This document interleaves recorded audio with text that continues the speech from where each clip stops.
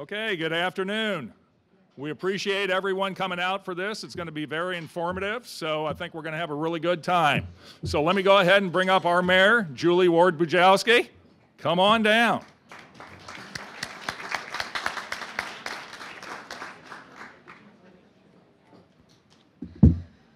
Good morning, everybody.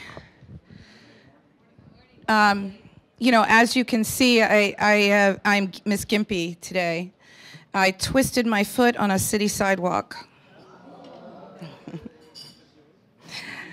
That's a story I'm getting, and and I'm sticking to it. I won't really tell you that I had to get my son in line and used my foot.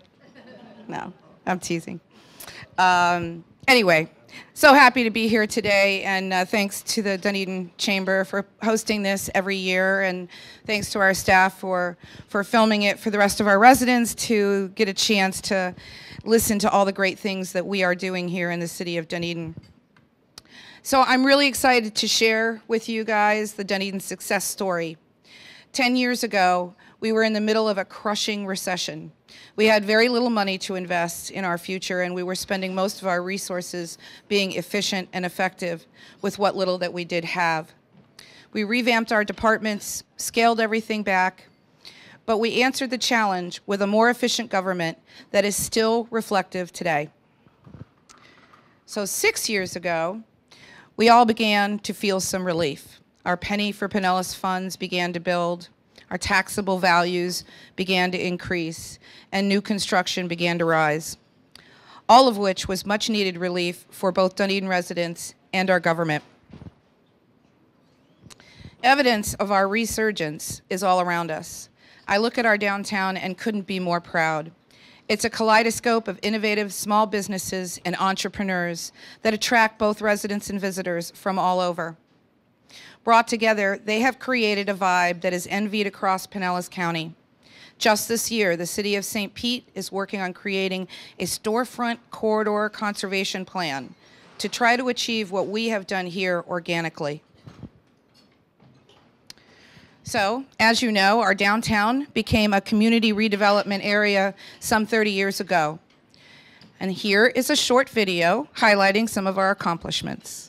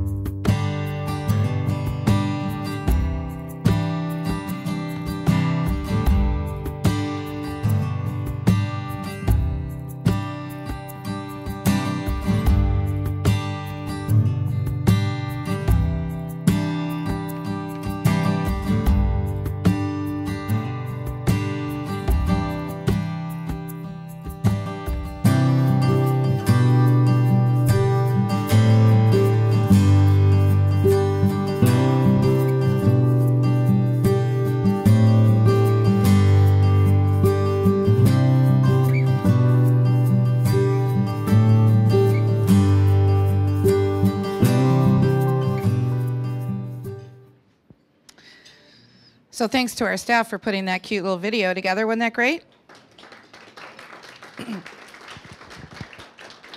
And of course, thanks to Bob for all his hard work. Where are you, Bob? I know I saw you earlier. For all your hard work on and everything that you've given to the CRA. We really appreciate it. So as you can see, we've done a lot over the last 30 years. But we have to continually look to the future as we have another 15 years with county assistance to complete what we've started. The past year, we've drafted a plan for redevelopment and revitalization of our East End in the downtown. Over the next several years, you will see key projects take place, like the Gateway. We see this property as a catalyst project that we expect, once completed, will be the anchor to our East End.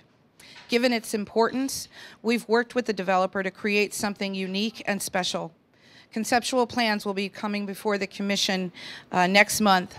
But what I can tell you that after some brainstorming and several field trips, we expect to see a food court concept that will serve as a chef's incubator. We also expect to see some additional public parking to support the potential revitalization of the East End. There are several other special things being discussed, but one can say it will take quite a while to accomplish this. And we hope to see the groundbreaking sometime next year. The next large project is our new City Hall. As many of you already know, our Municipal Services building, along with our City Hall building, has been around for almost 60 years. The buildings are inefficient for both the public and our staff, and they are costly to maintain. After both a 2000 and 2006 facility assessment study, we are finally in a position financially to integrate these two facilities into a one-stop shop for the public. We are currently in the process of design and programming our needs, and once the public has weighed in thoroughly, we hope to break ground next spring. We expect construction to take about 2 years, and upon completion, we will look to the current City Hall on Main Street to become the next pioneer park and entertainment hub of the East End. Skinner Boulevard, as you all know, many of you have been to the meetings, is under great plans of revitalization. This project is a catalyst for our downtown's north end. With the reduction of lanes, added street parking, bus pull-offs, and complete street amenities, we expect this to create a safer, more walkable environment that will support the residents and businesses along the corridor. While we are still seeking state grants, we think this will happen in roughly the next 5 years. And of course, affordable housing. We are working on the possibility of some affordable housing lots in the East End. We understand that property values are rising greatly for folks, and we're pricing people right out of Dunedin. So later this year, we are doing a housing needs assessment study to tell us what we have and where our needs are. We will look to partner with other government agencies and 501c3s to achieve the goals that our study supports. Our CRA in downtown is an important economic driver for our city, but it is not the only one. We've heard from many folks that we shouldn't forget the rest of Dunedin, so we are making big plans, one of which is the Patricia Avenue corridor. We've recently reviewed a next steps plan for Patricia Avenue. You may remember that we did a corridor study back in 2007, which included streetscaping and lighting, but now we are looking to take it to the next level, with road and sidewalk improvements, added landscaping, lighting, drainage improvements, and added facade improvement grants for local businesses. While we are still working on the financial impacts, we expect the investment will be several $million and take roughly 5 years to complete. And then, of course, there's State Road 580, which is our biggest corridor. We have been working with FDOT for some time, and they have finally agreed to take on the beast from alternate 19 all the way to Oldsmar. Safety issues and traffic are of major concern, but as you know, this corridor goes through the heart of our city and could be greatly improved visually to reflect Dunedin's unique style. We expect that this will be a long-term project. It'll probably take 3 years of planning and another 10 years of implementation. However, it is worth the wait, and these changes will greatly affect our future generations. And then there is the Causeway and Curlew. Another really important corridor that sends many visitors and tourists out to Honeymoon Island. So many things are happening out there. First, we have a bridge that needs replacement. We will be pushing to have the bridge in the county CIP for 2025, Dave Eggers. We have hopes that once the bridge is built, we can partner with the county for improved amenities, including beach renourishment. But in the meantime, we are working on things that affect us now, like traffic.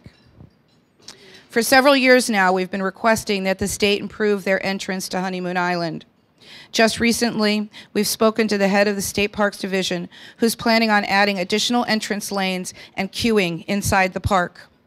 This should alleviate a significant portion of the traffic backup on any given beach day. And thank you for your support, Pete.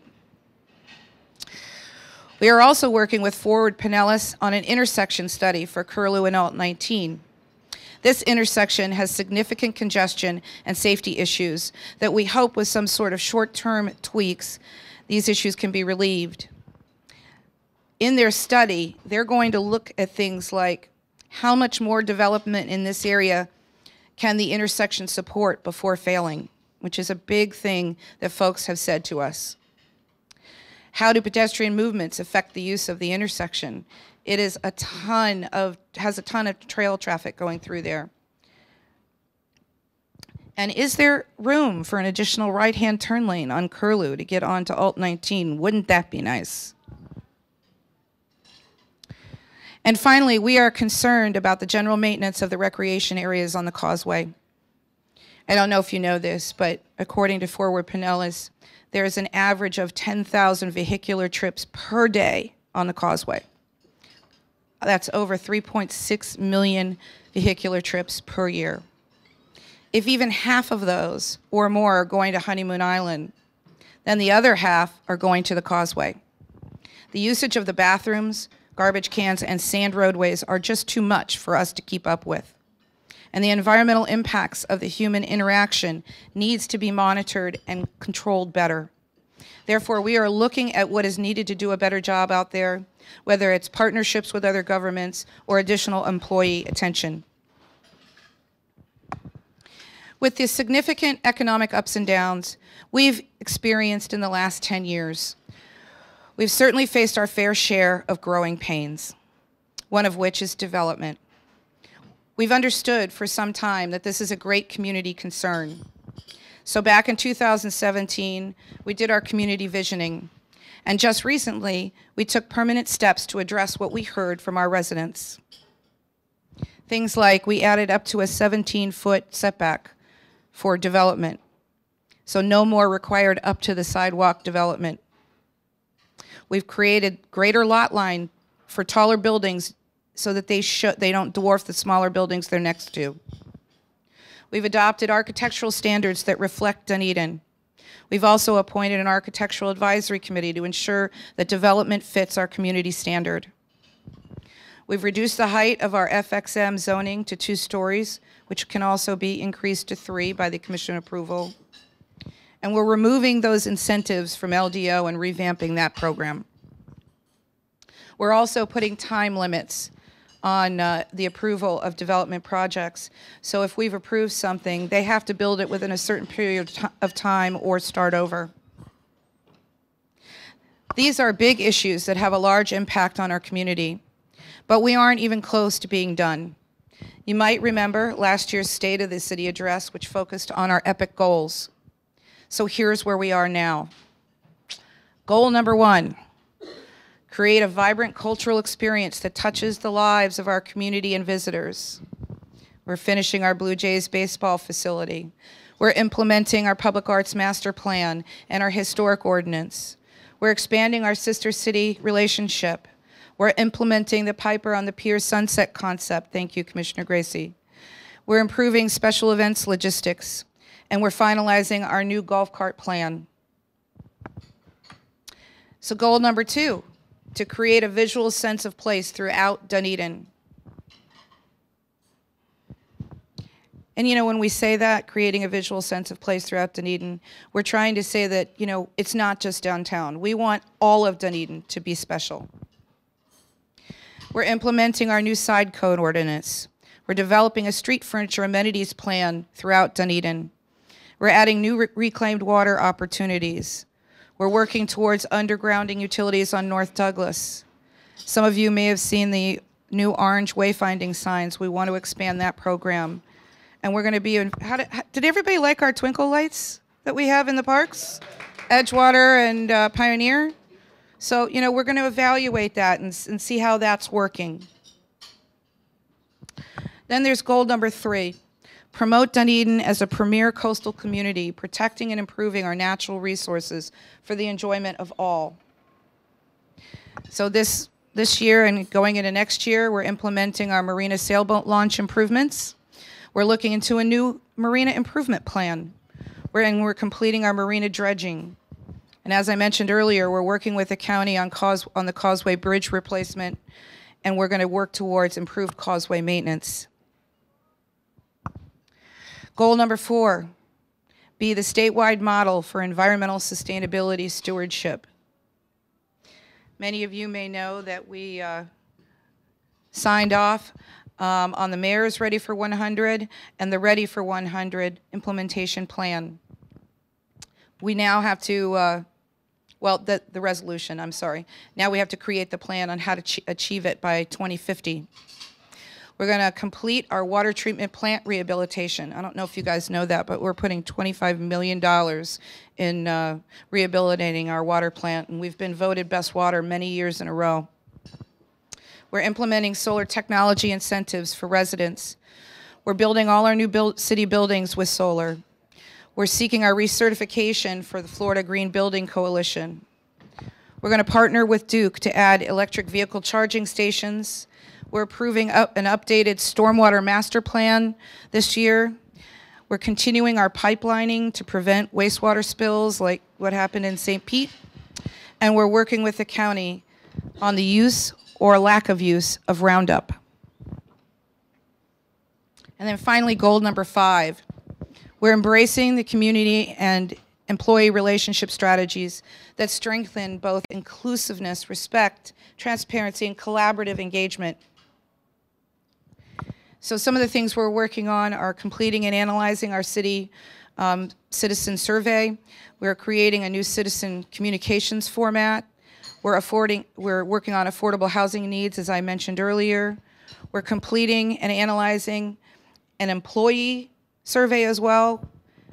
And we're looking at a salary study for them. And we're building our new emergency operations center this year so we can serve you better when things like Irma and Michael come along.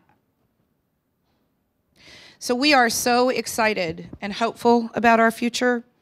This barely scratches the surface of what we are working on.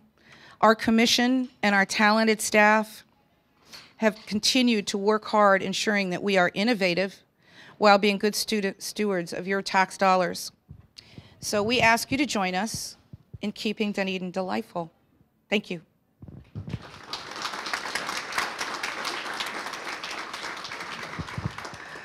So now I'd like to introduce Jennifer Bramley, our city manager, who will give you some of the nuts and bolts of what's going on the inside. Thank you, Mayor. I remember last year I was introduced as the new city manager, so I graduated. Now I'm old. The nuts and bolts then. I think that the question, if I were you, a resident or a business owner in the city of Dunedin, that I would have after hearing all those wonderful things that we're doing is, how are we going to pay for all that? Yes? Yeah, a little bit? Okay, I want to talk to you about the city's financial position.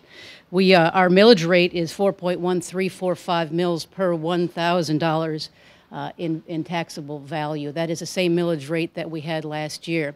We have entered our budget cycle. We pretty much start budgeting the day after the City Commission adopts our budget. We start all over again. I spent all week this week with the department directors and their staff talking about their departmental budgets and what we're going to propose to the City Commission moving forward. We are tight, we are efficient, and we will remain efficient. My request of city staff was to retain the millage rate as it is right now and budget accordingly, and that is our goal at this point. The adopted budget in 2019 was $133 million across all funds. How much of that do you think was the general fund?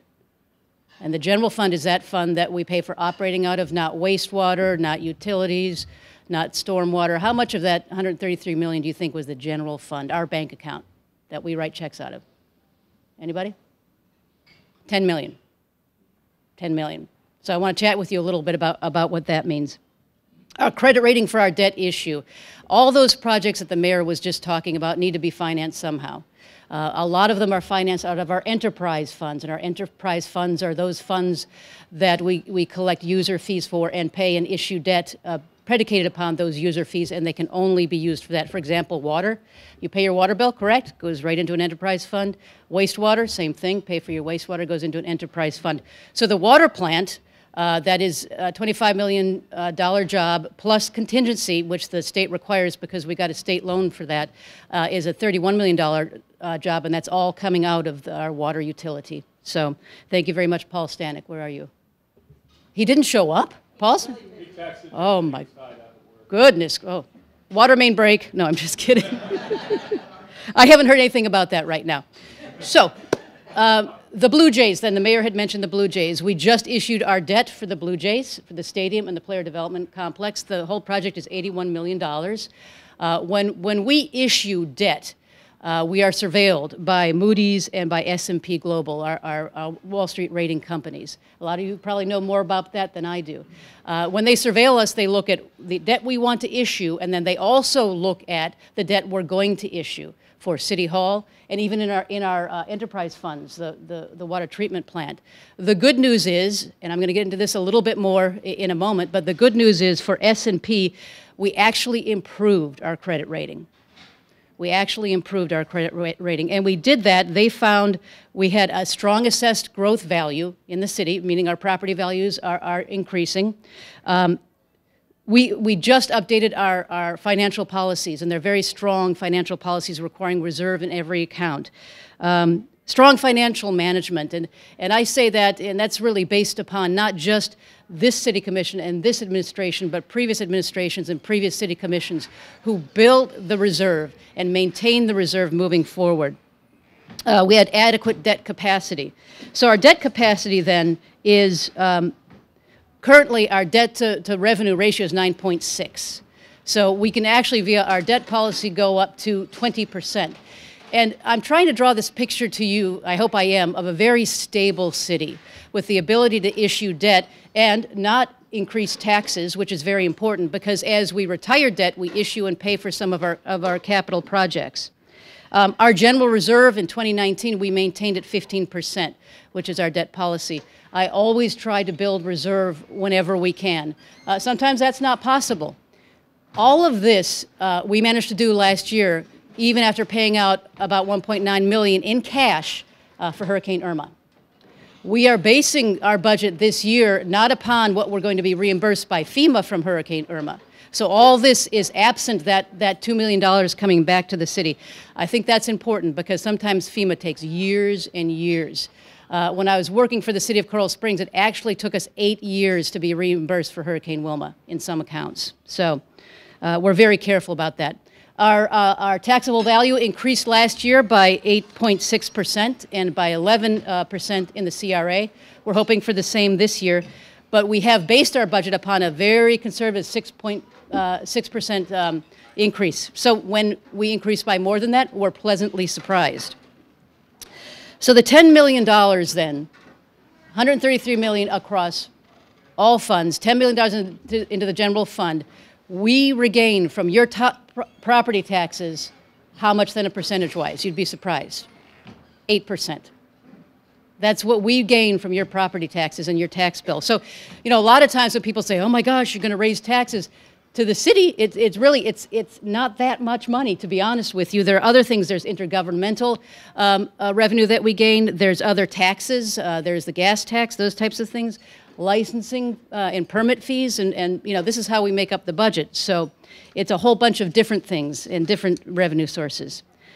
And where does it all go? This is the general fund then. This is our bank account that we write checks out of. Remember, you see public services here, and it's a very small portion. It's only 6%. But remember, all of public works, engineering, water, wastewater is out of an enterprise fund, so it's not in our general checkbook. So 39% of that 8% that you pay is for public safety. And I think you would all agree that that's probably mission critical for all of you. It's our EMS, our fire, and our sheriff's contract as well. You pay a big chunk into Parks and Recreation. Who thinks Parks and Recreation is important? Anybody? Yes. And that's what we're known for in our open spaces, and that's where we gain the money there. And look here, City Manager's Office is only 3%. What value? What value? Just amazing, right, Mayor and Commission? Yes. Moving forward then, exciting things happening. We're going to continue our strategic planning process. It's worked really well. The department directors are bought in, aren't you? Yes? Yes, they're clapping. Good, good. I'm writing names, so I'm just kidding. You know, we base our business plan, which is what we're developing this year, on that strategic plan, which is based upon those EPIC goals. Last year, all the department directors had their evaluations based upon those EPIC goals. How did you perform, you know, in juxtaposition to these EPIC goals? Next year, it's going to be assistant directors and all professionals, and then the year after that, everybody in the city. And I'm actually visiting every single department in the, this year, this first quarter this year, to deploy these EPIC goals.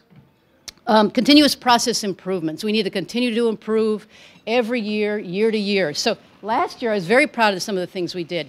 None of you saw it, and that's good, because that's exactly what we wanted. But we went from a paper agenda, which is like a book this thick for every single city commission, and the city commissioners would come in with these big old books, some of them, not all of them. I did, but to a completely paperless agenda. So when a staff report is generated by a department, it goes electronically all the way up through the city manager's office to the city commission, and it is posted for the public to see. Really proud of that. The efficiencies that we gained were monumental in the city. We're doing the resident survey right now. The survey is closed. I'm really looking forward to the results, I think, I hope. We'll see. And also something that we don't talk about a lot, because it really isn't a kind of a face outward thing, but it will be, is our enterprise resource planning. $1.3 million in software update. It is going to change the way that we do business at the city. We started it last year. It's a 3-year rollout, and next year will be our last year. In 2020, we're going to start our customer service module. We did one 3 years ago. I think we need to re-up that.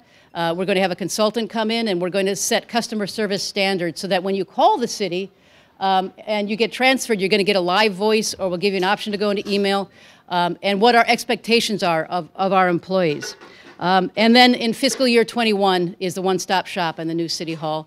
Met with the architects this morning, actually, just before I came to this meeting. Bob was there, and talked a little bit about how we can, right now, if you want to sign up for summer camp, you go to one place. If you want to pay your water bill, you go to another place.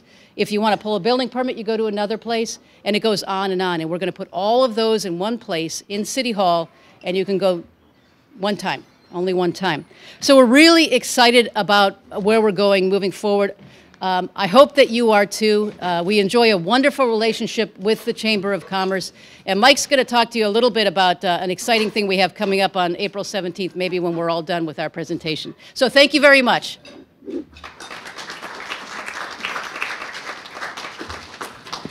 Okay, so as you guys probably know, each one of the commissioners, they're assigned as city liaisons every year to various city boards and county boards and organizations within our community.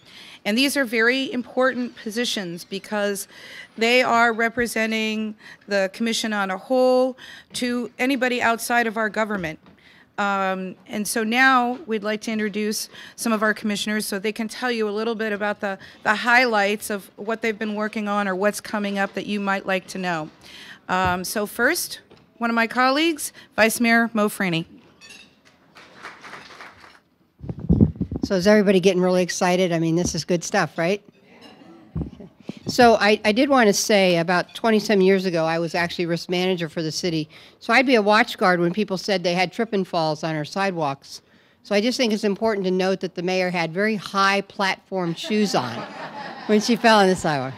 which I told her, you need to stop wearing those. So I am liaison to 3 different areas, and I'm going to talk briefly about 2 of them and a little bit longer about the other one. One of them is the Historical Museum, and basically just a little bit of update on some of what's going on with them. They had their History Comes Alive recently. They had their highest attended ever, 375 people for that. The Orange Festival's coming up July 13th. Their new edition, if you haven't been in it, you need to be in it.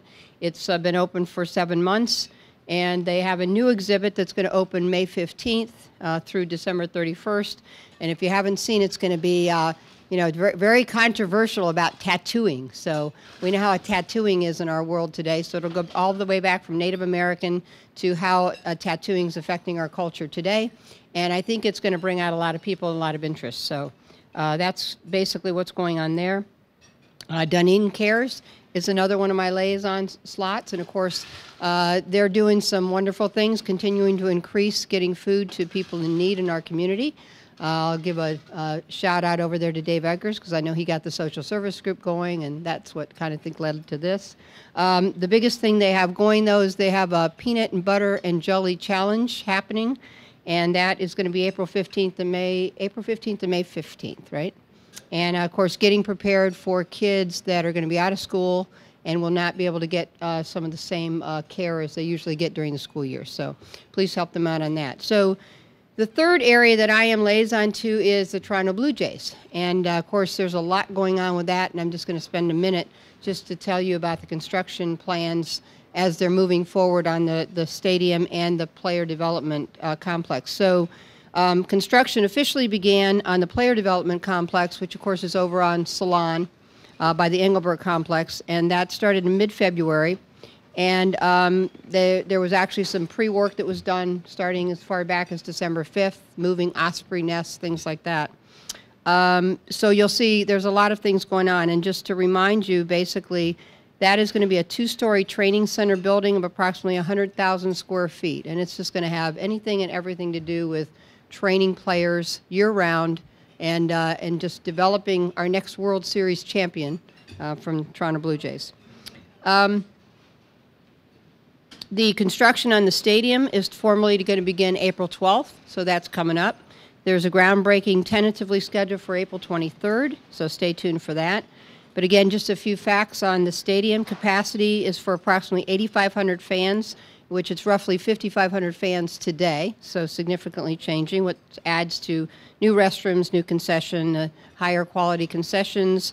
They are working to try to get some community flavor into the concessions. Much larger Jays shop, and it will be accessible from the outside of the stadium, not just the inside. Right center field outdoor bar, as we like to call the tiki bar. Casual seating at the bar. Third base air-conditioned indoor bar. There'll be a 360-degree stadium wraparound, so I think a lot of you have seen some of the renditions. So as value engineering continues to go on, all those primary amenities are being kept. There'll be an autograph alley where the players come and the kids can go for autographs. There'll be a kids zone adjacent to the barbecue area where kids can play when they're not as interested in the baseball games. So there's going to be a lot of stuff going on. There is, the city does have on its website regular updates as stadium construction goes on, so I would encourage you to visit that. They try to stay on top of that, give pictures and show as we move, and of course that'll be more interesting as things start to really happen. Both projects are planned for construction completion for spring training 2020, and Doug Hutchins, who is our project coordinator, says, keep your fingers crossed. So hopefully the weather is agreeable and we don't have any main issues, but that's full steam ahead. So those are my 3 liaison positions, and I thank you very much.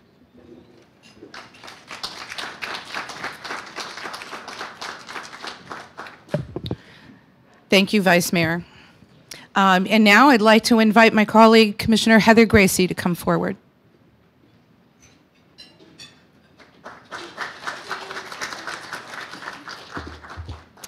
Thank you very much. It's a pleasure to be here at the Chamber. I had to miss this last year, and I'll tell you why. This was because I love the Chamber. You guys are the best. It had to do with the fact that I'm president of the Suncoast League of Cities. And last year I was president, and I've been honored to serve them one more year in the same capacity. So my Fridays get very busy. What the Suncoast League of Cities does is an advocacy group.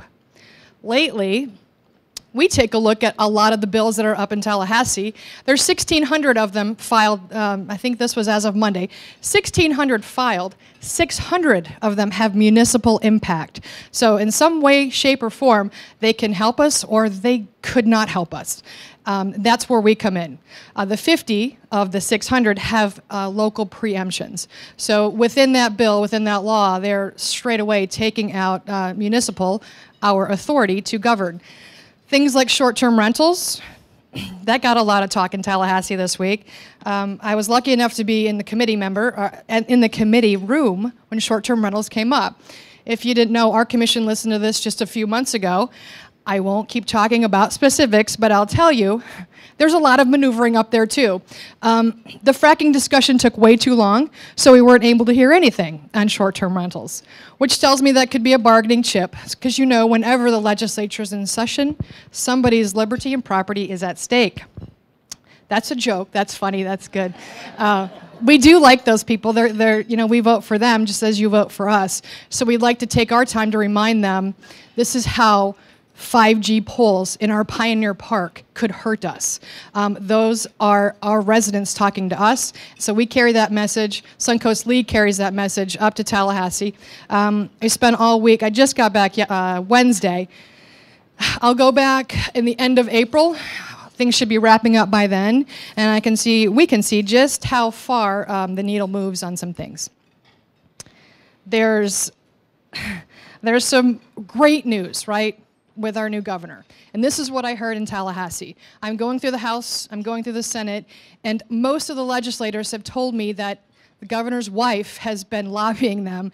She, on behalf of the governor, tends to move his agenda as well. I joked a lot, and I said, well, of course, that's because the governor is from Dunedin. So the water funding and his ideas for water funding are being listened to in Tallahassee. It's actually phenomenal numbers.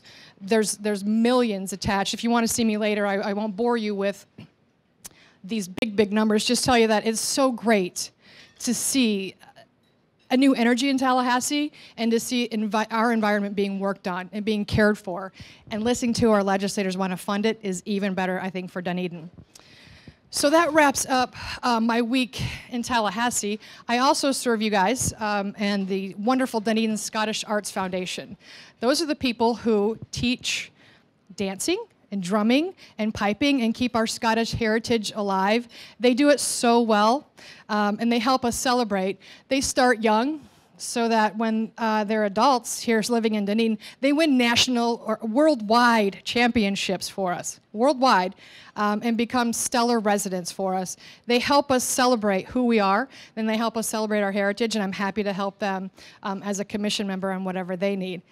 So my last and final committee, and this is a new board for me this year, is the PSTA authority, the authority that runs all of the great buses. I know Mayor Julie spent many years at this position, and I thank her tremendously for it. I've had 2 meetings, and they're whoppers. This is a great opportunity to learn exactly how Dunedin fits into the transit solution piece.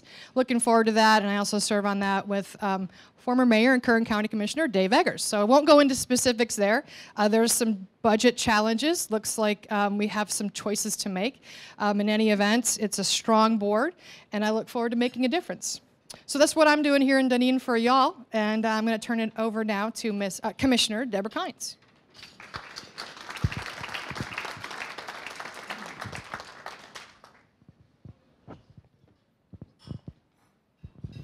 That was a great warm-up, Heather. You sound very busy, as do all our fellow commissioners, the mayor and commission. We all work hard in a lot of different areas.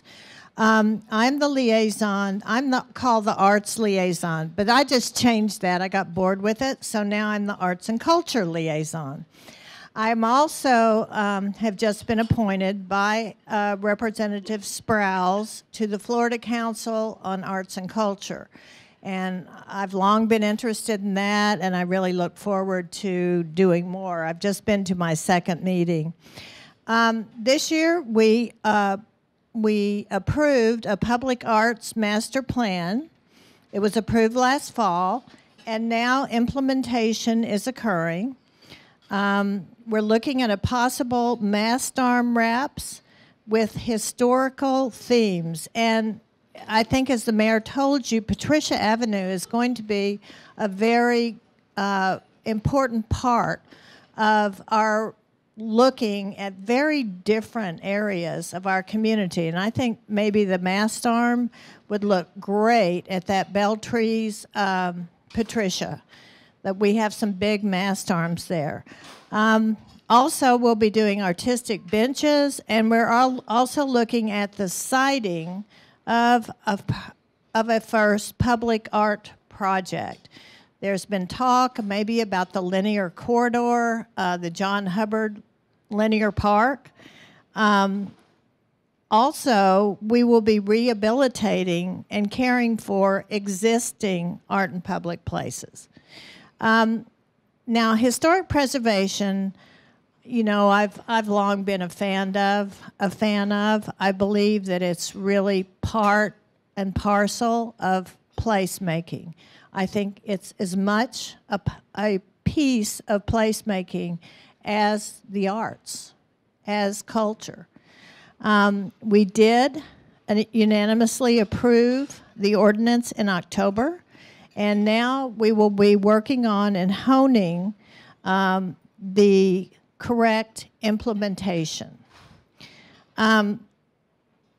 I want to bring up something that's really just fun to me, and no one gave me the library, so I just gave it myself.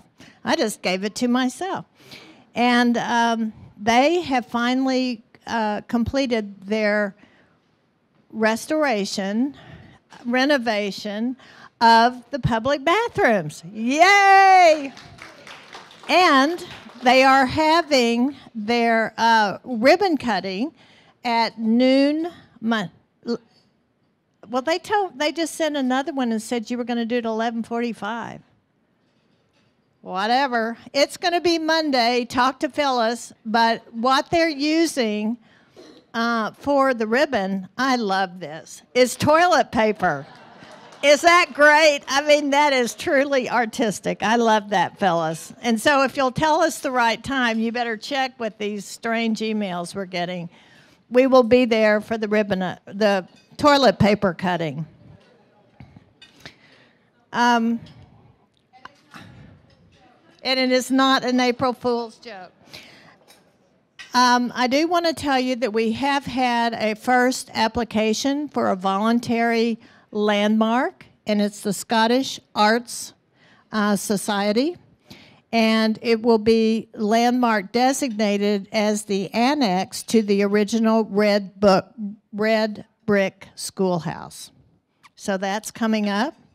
I'm also the school liaison, and you know, I have really enjoyed this, and I am such a second time arounder retread. So many years ago, I was the school liaison as a mother. Now I'm the school liaison as a grandmother. And I'm really enjoying that, to look at that. There's a beautiful new mosaic art project at Curtis Fundamental, and it's now in place. Please go look at it. I would love to see them get some more recognition for that project. They did it with Heather Richardson, and she is a whimsy.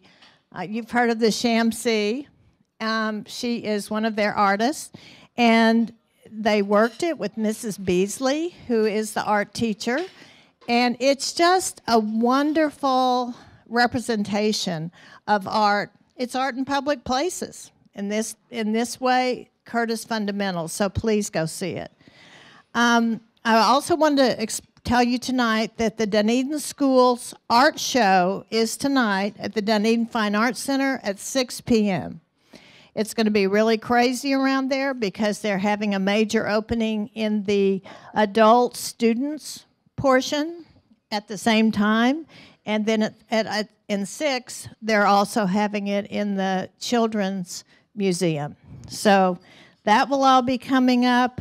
And Again, I just returned from Tallahassee. I am your representative to the Florida Council on Arts and Culture. I'm also the representative from Pinellas, who had nobody on that board, which is a really important board. So that's what I'm doing, and thank you all very much. And now it is Commissioner Gout. Well, the good news about me being up here is, one, according to the agenda, I'm last. And secondly, if you know it's me, you know it's going to be short. Thank you, Commissioner Kynes. And going back to Julie's foot, I'm trying to convince her, the entire commission, to wear Vans. They're not only comfortable, but they're much safer than the heels she wears. For those of you who don't know me, Jeff Gow, I'm the new guy, newly elected. And if you know anything about the commission, it's like a train that really doesn't have a depot. It doesn't stop. You just kind of jump on and hang on for dear life for a lot of that. And to mix a metaphor, it's like trying to drink from a fire hose. I am the liaison to 3 different organizations. One of them actually is the Dunedin Golf Club. And so, and Mike is the chair. We have a volunteer board that manages the overall golf club. And so, Mike, at some point we need to talk about a sound system for the golf club. And for the meal, if you guys could do me a favor and say thank you to Ken for your meal, and the chef and the staff that works here. They do a fabulous job. Well done. Thank you, Ken, very much. But as a liaison, what I do is I sit on the board and I try and participate actively and just kind of bring things back to the commission that needs to. Some of the things that we're working on now is the golf club desperately needs a cart barn, and with that, a pro shop. And when that was first looked at, we thought, well, all that it really needed was a new roof. And so, but after further analysis, we noticed that, yeah, no, the whole thing does really need to come down. And if you, after lunch, and you don't have anything else to do and would like to kind of walk through the cart barn, you'll go, oh my God, we got holes in it and just really bad. But the exciting part about that is it's well on its way, and we hope to start that process by mid to late April and be done by August. And so it'll be done hopefully during the slow periods of the course, and we'll be ramped up and ready to go when all the northerners start to come back later in the year. So that's really exciting. The other liaison position that I have is I'm liaison to the aid to community organizations. And it's really neat to live in a community where there are so many volunteers and so many nonprofit organizations that really put their time and effort and energy, their love and their passion back into the community. And it really does. Dunedin is the envy of not only Pinellas County, but I would say the entire west coast of Florida. And a lot of that has to do with the volunteers and the effort and energy that's in this community. And the liaison to this aid to community organizations is we meet on an as-needed basis, but it's when we get requests from some of these organizations that just need a boost. They've got a special project, and they just really like a little bit of help on. And I know that Commissioner Gracy talked about the Scottish Arts Foundation and the pipe bands and that heritage and that culture. And we meet on an as-needed basis, as I mentioned, and actually we've only met once during my tenure so far. And that was actually a request from the city pipe band for new drum heads. And they came to us with this schematic design. They showed us this is what it looks like, this is why we need it, and this is what we'll do with it. And as supportive as that organization is unto itself, not only just what they do for our community, but it's really nice to know that that organization, for those drum heads that we purchased, and hopefully I know they're in, I'm hoping we will see them for the pipe band parade Friday, and if not Friday, Saturday at the games.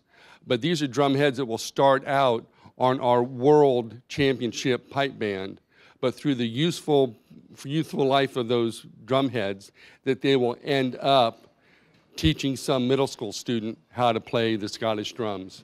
And so it'll work all its way down through the city pipe band, through the high school, and end up at the middle school. So it's not just a one and done for them. They really try and use out their instruments. So that's really nice. So that's just another organization I'm involved in.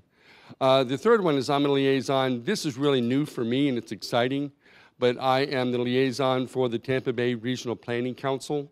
And that is a council that's made up of six different counties, local elected officials, and then we also have some state representation on the council.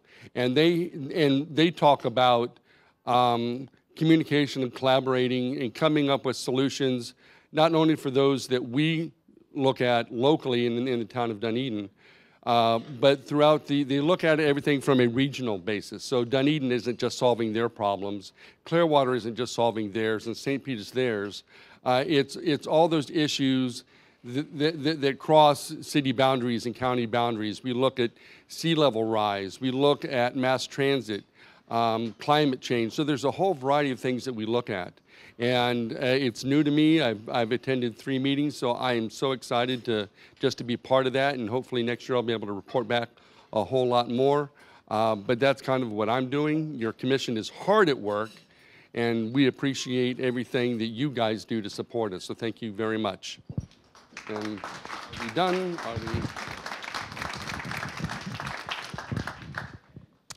Thank you, Commissioner. So we are all here and available to answer any of your questions. So,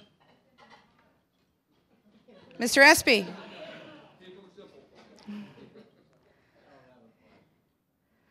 Do you have a statement? Go ahead.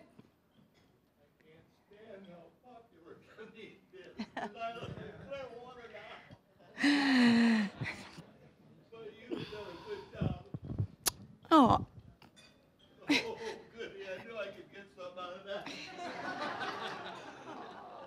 So sweet, honey.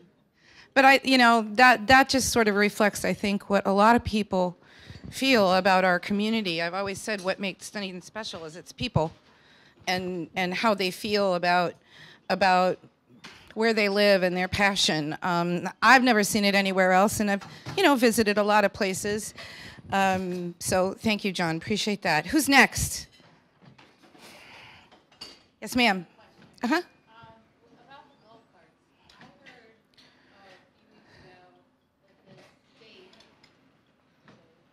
Yes. So they've given us a temporary option to cross at Bass once some intersection tweaks are made. It's not yet. We will let you know. Yeah, I mean, I still would imagine it would be over the next couple of. I would think it would be over the next couple of months. But yep, our city engineer, a contract engineer, and Commissioner Gracy went to Tallahassee and spoke with FDOT to share the story of the problems we've been having with not having that crossing. And so given, the engineering, those things that only they can think of, we're able to figure out how to tweak the intersection. And, Commissioner Gracy shared our story, and combination of both of those two things, they've given us tentative approval, and it will be a pilot program. Yes, I saw a hand back there somewhere. Oh, I can't walk. I don't want to walk around. Yes. Anyone else? Nobody? Okay, Mike. Thank you guys for having us. We're very proud to serve you.